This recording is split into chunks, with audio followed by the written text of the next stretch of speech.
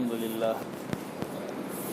لله نحمده ونستعينه ونستغفره ونؤمن به ونتوكل عليه ونعوذ بالله من شرور أنفسنا ومن سيئات أعمالنا من يهده الله فلا مضل له ومن يضلله فلا هادي له ونشهد أن لا إله إلا الله وحده لا شريك له ونشهد أن سيدنا ومولانا محمدا عبده ورسوله أما بعد فقد قال الله تعالى في كلامه المجيد أعوذ بالله من الشيطان الرجيم بسم الله الرحمن الرحيم عسى أن تكرهوا شيئا فهو خير لكم وعسى أن تحبوا شيئا فهو شر لكم والله يعلم وأنتم لا تعلمون صدق الله العظيم وقال نبينا محمد صلى الله عليه وسلم احرص على ما ينفعك واستعن بالله ولا تعجز وإن أصابك شيء فلا تقل لو أني فعلت لكان كذا وكذا ولكن قل قدر الله ما فعل شاء وقال لو قلت تفتح عمل الشیطان او کما قال علیہ الصلاۃ والسلام۔ محترم حضرات، اللہ تبارک و تعالی نے زندگی گزارنے کے جو اصول اور طریقے بتائے ہیں جن پر عمل کر کے انسان کی زندگی بہتر ہو سکتی ہے، انسان کی زندگی اچھی ہو سکتی ہے، اور اس کی زندگی میں جو پریشانیاں آتی ہیں وہ دور ہو سکتی ہیں۔ ان کے بہت سے علاج اللہ کے وسلم نے احادیث میں اور اللہ تبارک و تعالی نے قرآن میں بیان فرمائے ہیں۔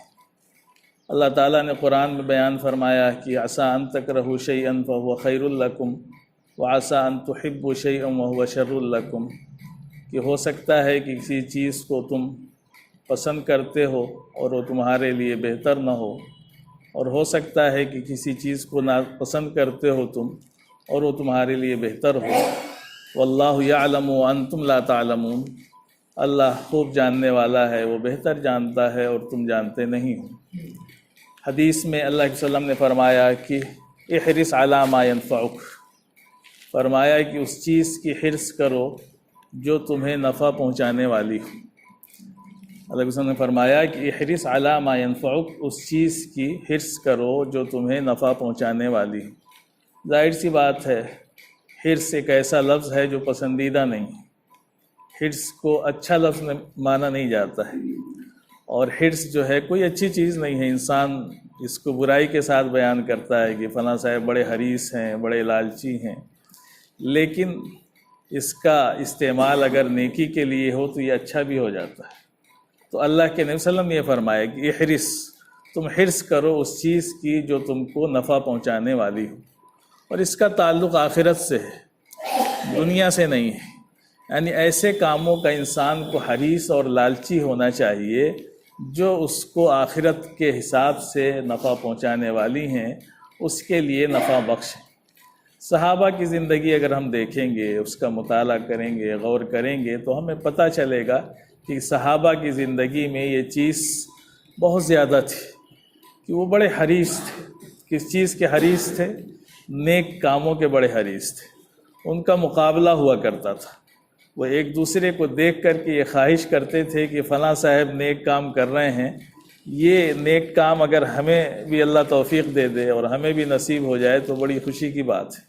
تو اس میں حرص کرتے تھے، اس کے لیے وہ مقابلے کیا کرتے تھے، اور اللہ نے فرمایا بھی ہے کہ فَلْيَتَنَافَسِ الْمُتَنَافِسُونَ، کہ یہ تو میدان ہے جس میں مقابلہ کرنے والوں کو مقابلہ کرنا چاہیے، کہ اچھے کاموں میں مقابلہ کرے۔ انسان دیکھ رہا ہے کسی کو کہ وہ بڑا نیک ہے، بڑا صالح ہے، بڑے اچھے کام کرتا ہے، تو اگر اس کے دل میں یہ لالچ، یہ خواہش، یہ حرص پیدا ہو کہ کاش ہم بھی ایسے ہی ہو جاتے، تو یہ بڑی اچھی بات ہے، اور اس کے بڑے فائدے بھی ہیں کہ انسان جس چیز کی حرص کرتا ہے، اگر اس کام کو وہ کر نہ بھی سکے تو بھی ثواب مل جاتا ہے اس کو۔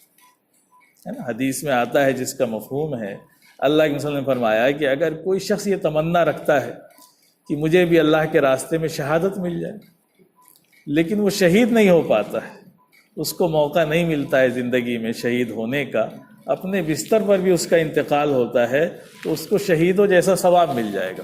کیوں؟ اس لیے کہ اس کی خواہش تو تھی، اس کے دل میں ایک نیت تو تھی۔ تو نیت کرنا یہ بھی بہت بڑی چیز ہوتی ہے کہ اچھے کاموں کو دیکھ کر کے دل میں یہ حرص پیدا ہو، یہ طمع، یہ لالچ پیدا ہو کہ کاش ہم بھی ایسا اچھا کام کرتے۔ اور اس کے بڑے نمونے ہیں، صحابہ کی زندگی میں دیکھیں گے تو صحابہ تو بہت حریص تھے نیکیوں کے، بڑا مقابلہ کیا کرتے تھے۔ حضرت عمر رضی اللہ عنہ کا واقعہ مشہور ہے کہ وہ جب غزوہ تبوک کا موقع آیا اور اللہ علیہ وسلم نے جب اعلان کیا کہ بھائی جس کے پاس جو مال ہے وہ اللہ کے راستے میں لا کر کے پیش کرے، ضرورت تھی مال کی، تو صحابہ اپنا جس کی جو حیثیت تھی اپنی حیثیت کے مطابق لا کے مال پیش کر رہے تھے۔ تو حضرت عمر رضی اللہ عنہ کے دل میں ایک خیال آیا کہ آج میں جو ہے اس نیکی میں حضرت ابو بکر سے آگے بڑھ جاؤں گا۔ ان کے دل میں خیال آیا، حرص، نیکی کی حرص۔ تو ان کے دل میں خیال آیا، کیوں خیال آیا؟ اس لیے خیال آیا کہ حضرت بکر صدیق جو ہے مال میں حضرت عمر سے کمزور تھے، حضرت عمر کے پاس مال زیادہ تھا، حضرت بکر صدیق کے پاس مال کم تھا۔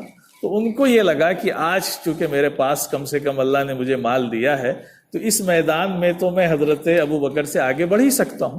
اور اچھی سوچ تھی ان کی، نیکی کی سوچ تھی، مقابلہ تھا ایک نیکی میں، کوئی حسد نہیں تھا ان کے دل میں کہ ان کے پاس مال زیادہ ہے یا کم ہے، کوئی ایسی چیز نہیں تھی، بس ایک نیکی میں آگے بڑھنے کا مقابلہ۔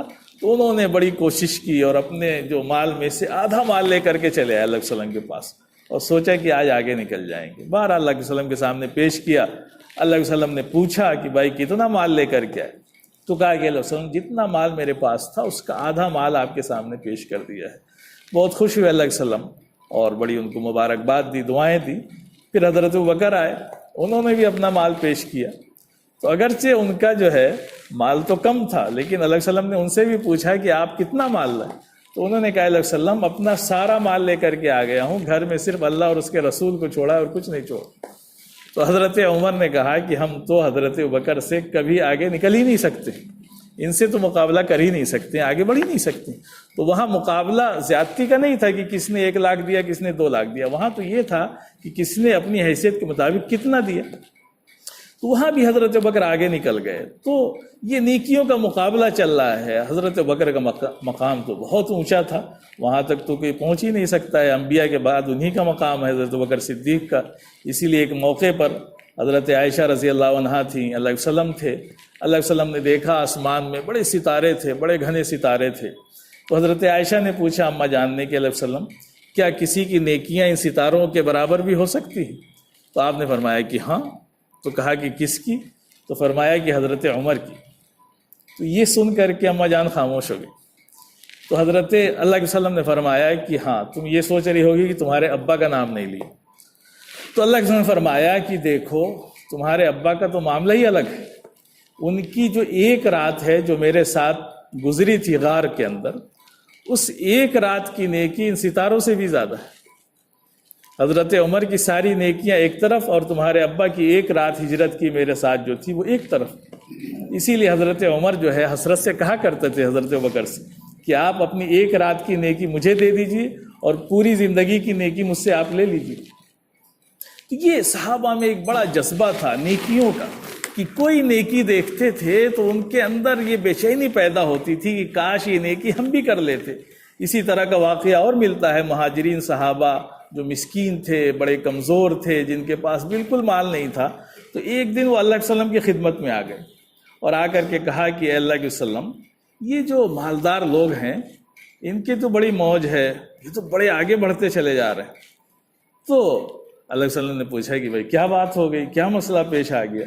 تو کہا اللہ کے وسلم بات یہ ہے کہ یہ جو ہے نیکیوں میں آگے بڑھتے چلے جا رہے ہیں، اور اس کی وجہ یہ ہے کہ یہ جو مالدار لوگ ہیں یہ صدقہ خیرات کرتے ہیں، یہ غلام آزاد کرتے ہیں، یہ اللہ کے دین میں جب ضرورت ہوتی ہے تو پیسے دیتے ہیں، مدد کرتے ہیں، تو یہ تو آگے بڑھتے چلے جا رہے ہیں، اور ہمارے پاس تو مال ہے نہیں، تو ہم تو یہ کام نہیں کر پاتے ہیں، تو ہم تو نیکیوں میں بہت پیچھے رہ گئے۔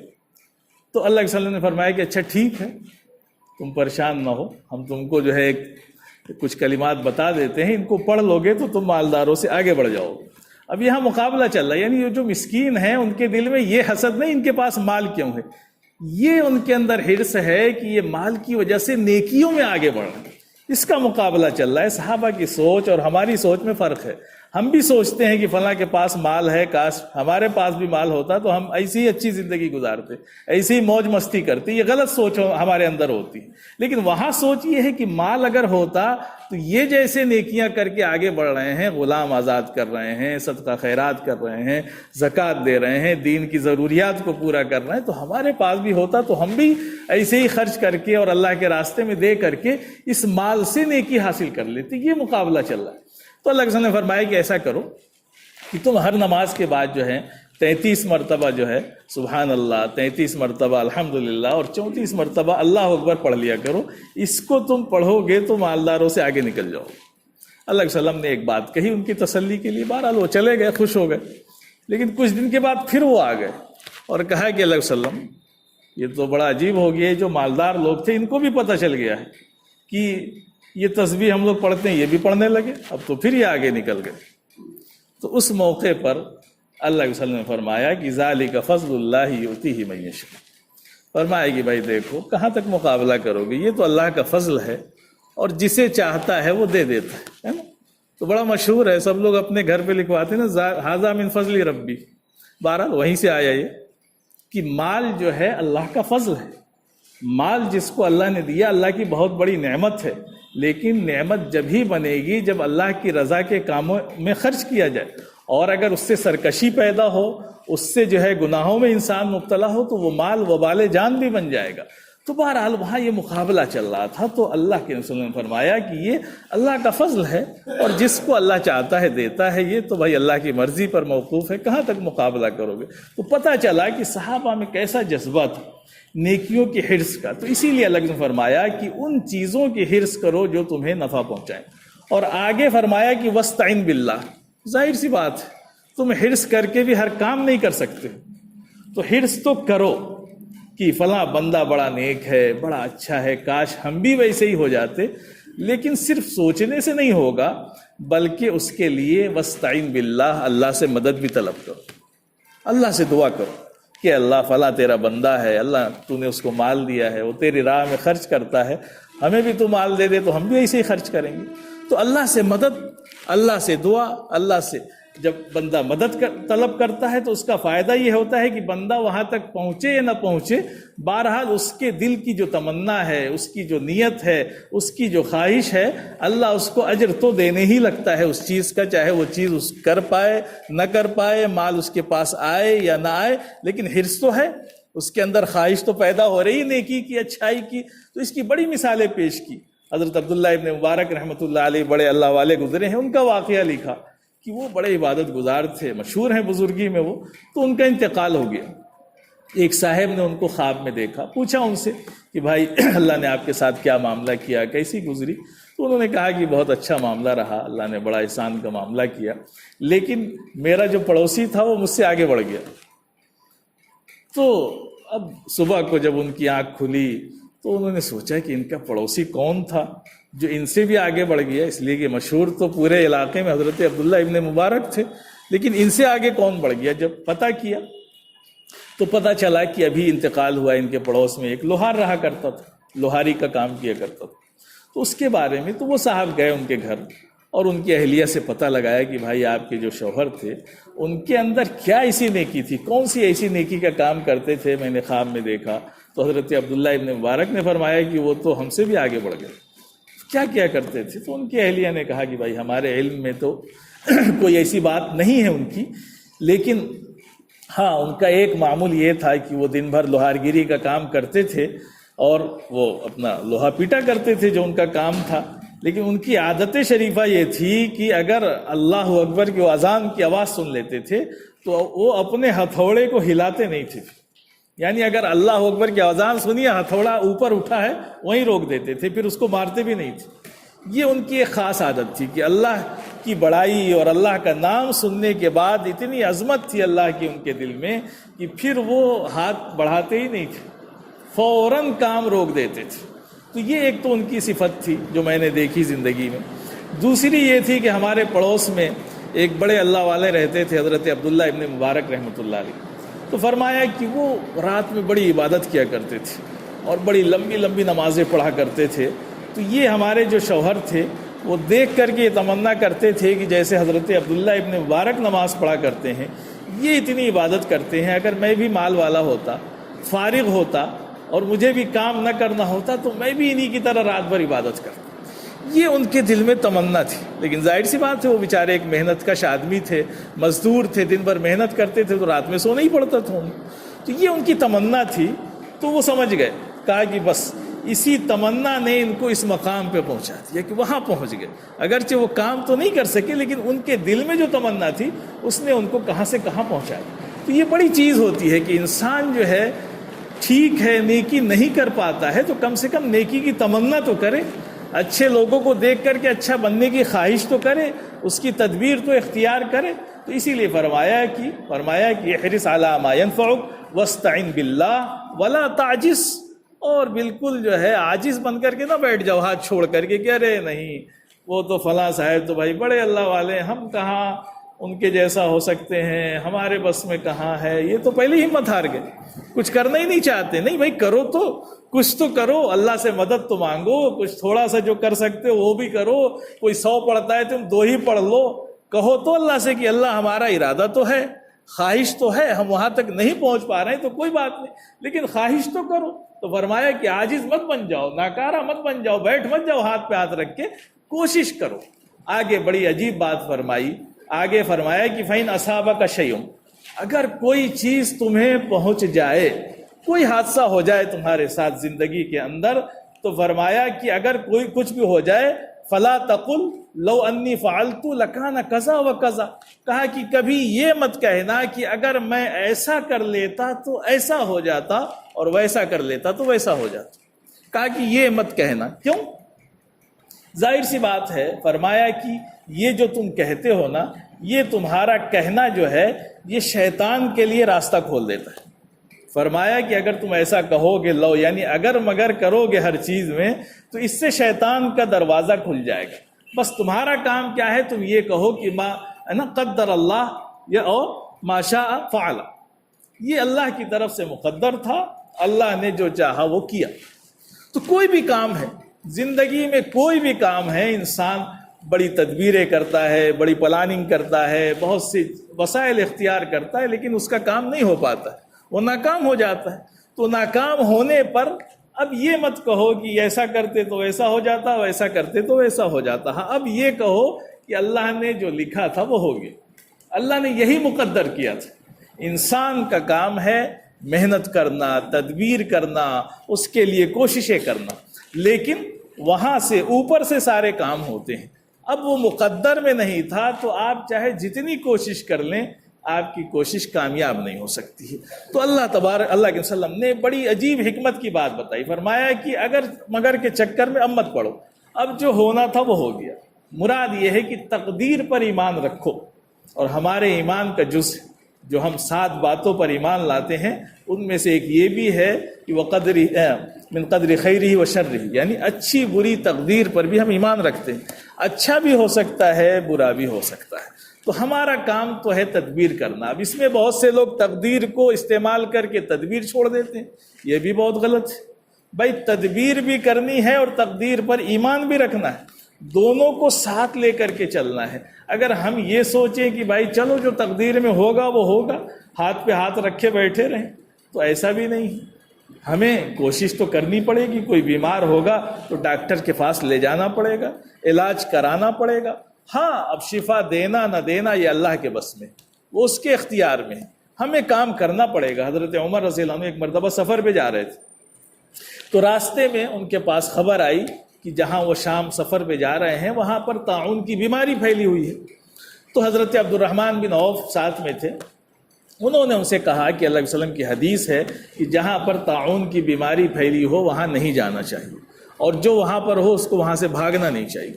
تو حضرت عمر رک گئے، تو حضرت ابو عبیدہ بن جراح رضی اللہ عنہ جو وہاں تھے، شام میں تھے، تو وہ بڑے ناراض ہوئے۔ انہوں نے خط بھیجا حضرت عمر کے پاس کہ کیا آپ ڈر گئے، تقدیر سے ڈر گئے آپ؟ آپ نے سفر ملتوی کر دیا۔ تو حضرت عمر نے ان کے جواب میں کہا کہ نہیں، تقدیر سے نہ ڈرے نہ تقدیر سے بھاگے۔ انہوں نے کہا کہ ہم نفر من قدر اللہ الی قدر اللہ، کہا کہ ہم اللہ کی تقدیر سے اللہ کی تقدیر کی طرف بھاگ رہے ہیں۔ مراد یہ ہے کہ یہی تقدیر ہے، یعنی اللہ کے وسلم نے جب کہہ دیا تو اب ہماری ذمہ داری یہ ہے کہ ہمیں احتیاط کرنا ہے۔ اب کہیں بیماری پھیلی ہے تو احتیاط کا تقاضا یہ ہے کہ وہاں نہ جائیں ہم، یہ شریعت کا حکم ہے۔ اب اس کا مطلب یہ نہیں کہ ہم جائیں گے تو وہاں مر ہی جائیں گے یا بیماری لگی، یہ مطلب نہیں، مطلب یہ ہے کہ احتیاط، یہ شریعت کا حکم ہے۔ تو احتیاط کے بعد اللہ پر بھروسہ، پہلے ہم جو ہے گاڑی کھڑی کریں، اس میں لاک لگا دیں، اب چھوڑ کے آئے ہیں تو اب اللہ پہ بھروسہ کریں، اور ہم ایسے ہی چھوڑ کے آ جائیں، لاک بھی نہ لگائیں، ایسے ہی کہیں بھائی اللہ پہ بھروسہ ہے، تقدیر پہ بھروسہ ہے، اس کو تقدیر پر بھروسہ نہیں کہتے۔ تو ہمیں تدبیر اختیار کرنے کے بعد، یعنی جو بھی جس کام کے لیے تدبیریں ہو سکتی ہیں وہ تمام تدبیر اختیار کی جائیں، جو کوششیں ہو سکتی ہیں وہ تمام کوششیں کی جائیں۔ ہاں، اب اس کے بعد اگر کام نہیں ہوا تو اب اللہ کے حوالے کر دینا ہے۔ اب یہ کہنا ہے کہ قدر اللہ ما شاء فعل، یہ اللہ نے یہی مقدر کیا تھا جو اس نے چاہا کیا۔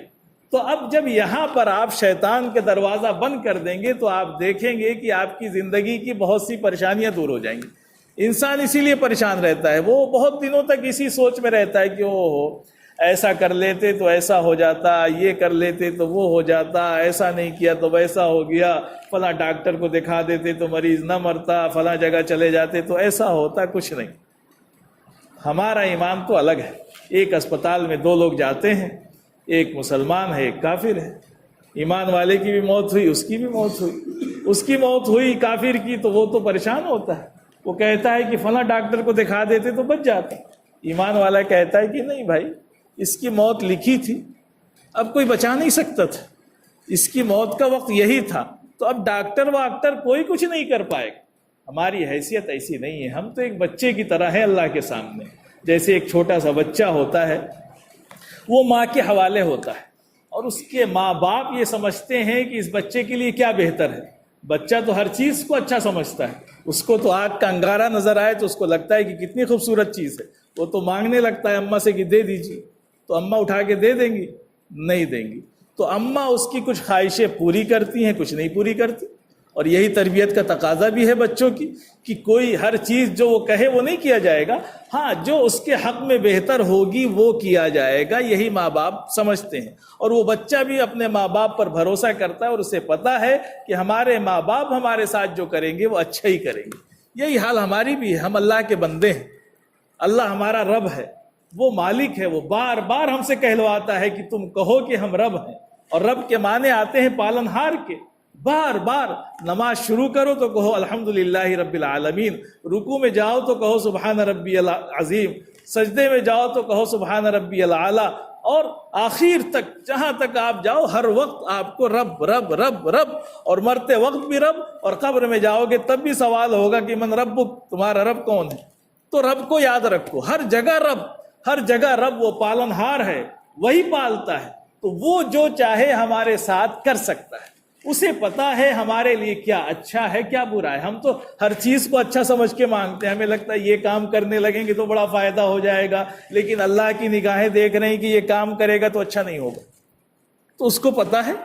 تو اسے جیسے ماں باپ سمجھتے ہیں کہ بچے کو فلاں چیز دیں گے تو بہتر ہے، فلاں چیز نہ دیں تو بہتر ہے، تو اس لیے ہمارا کام ہے کوشش کرنا، محنت کرنا، اس کے لیے تدبیر اختیار کرنا۔ لیکن اگر اب کام نہیں ہوا تو بس اب یہی رک جائیے، اب کچھ مت کہیے، اب کہیے کہ بھائی دیکھو اللہ نے اسی میں بہتری رکھی ہے، اللہ کی طرف سے مقدر نہیں تھا، ہمارا یہ کام نہیں ہوا، لہٰذا ہمیں صبر کرنا ہے، اللہ پر بھروسہ کرنا ہے، اور دوسرا کام کرنا ہے۔ یہ کام صحیح نہیں ہوا تو اللہ کی مرضی نہیں تھی، تو اللہ کی مرضی نہیں تھی، تو جب ایسا آپ کریں گے تو آپ کو بڑا سکون ملے گا، نہ آپ پریشان ہوں گے، نہ آپ کے اندر کوئی اس طرح کی کیفیت پیدا ہوگی ڈپریشن کی، بے سکونی کی اور بے تدبیری کی۔ نہیں، آپ جانتے ہیں کہ بھائی اللہ کر رہا ہے، ہم کچھ نہیں کر سکتے ہیں۔ ہم یہ سمجھتے ہیں کہ کام ہم کر رہے ہیں، نہیں کرتے، صرف ہم ظاہر میں کرتے ہیں۔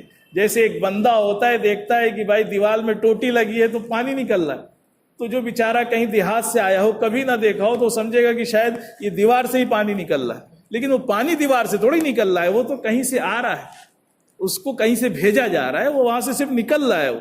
تو ایسے ہی ہمارا بھی حال ہے کہ ہم کھیتی کرتے ہیں، دکان کرتے ہیں، فیکٹری چلاتے ہیں، دنیا کے سارے کام کرتے ہیں، لیکن یہ کام ظاہری ہوتے ہیں، اللہ کے خزانے سے وہ مال آتا ہے، اللہ بھیجتا ہے۔ اللہ نہ بھیجے اس چیز میں تو آپ کو مال نہیں مل سکتا ہے، اللہ نہ بھیجے تو آپ کی دکان نہیں چل سکتی ہے، اللہ نہ چاہے تو آپ کی فیکٹری نہیں چل سکتی ہے۔ تو یہ اصل چیز ہے، جب اس پر ہم ایمان لے آئیں گے تو آپ دیکھیں گے کہ آپ کو بڑا سکون ملے گا۔ کام میں فائدہ ہو تو سکون، گھاٹا ہو تو سکون، آپ کو کام ہو جائے تو بھی سکون، نہ ہو تو بھی سکون کہ ہاں جو ہوا وہ اللہ کی طرف سے ہوا، اللہ نے یہی لکھا تھا اور اسی میں ہمارے لیے بہتری ہوگی۔ تو اللہ تبارک و تعالی ہمیں اس بات کی توفیق دے کہ ہم اللہ کی تقدیر پر اور اللہ کی رضا پر راضی ہونے والے ہو جائیں، تو انشاءاللہ زندگی میں مزہ آئے گا۔